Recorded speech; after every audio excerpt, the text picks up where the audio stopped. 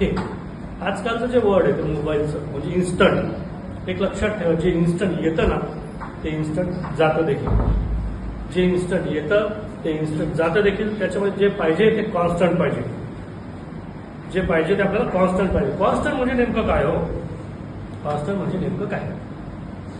बघा, एखादा मुलगा जी काय MS किंवा आपण जे म्हणतो की 12वीच्या किंवा MBBSच्या एक्झामला जी नीट परीक्षा असते त्याच्यात त्याला एकदम म्हणजे पर्सेंटाईलचा जमाना आला. आमच्या जास्त पर्सेंटाईल नव्हते. मी त्याचा थोडा स्टडी केला पर्सेंटाईल म्हणजे काय. तर त्याचा पर्सेंटाईल 99 पर्सेंटाईल, 97 पर्सेंटाईल्स. आणि मग इकडे आपण गेलो, हो त्याला 12वीला किती होते? हो 70% होते. हो का? मग एखादा विद्यार्थी असा असतो का 12वीला हो त्याला 95% होते. किती? 95.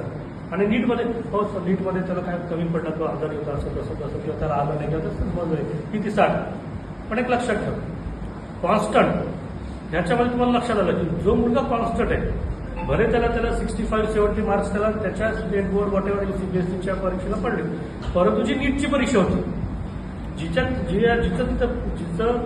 जी एक्झाम त्याचं भवितव्य ठरवणार होती. पण नीट म्हणजे मी फक्त एक्झाम्पल सांगितलं. इंजिनिअरिंगची पण आहे, मेडिकलची पण आहे, तुम्हाला मिलिटरी एक्झाममध्ये जायचं तर मिलिटरीचे पण असतात. की जो व्यक्ती जो मुलगा कॉन्स्टंट होता त्याच्या परीक्षेसाठी, तर त्याचे कॉन्सेप्ट क्लिअर होते, त्याचा बेस क्लिअर होता, त्याला म्हणतात आपण त्याचं कॉन्स्टंट, म्हणजे त्याचं सातत्य आणि त्याचं जे नॉलेज होतं ते भक्कम होतो, तो एक क्रॅक करू शकतो. आणि आपण फक्त पुस्तकी जेवढा सिलेबस आहे तेवढाच केला, जेवढा सिलेबसमध्ये दिलेला आहे, जेवढे क्वेश्चन्स आहेत तेवढा केला, त्याला इन्स्टंट म्हणता येतं. आजचं इन्स्टंटचा रिझल्ट इन्स्टंट येतो आणि ते जातो देखील इन्स्टंट.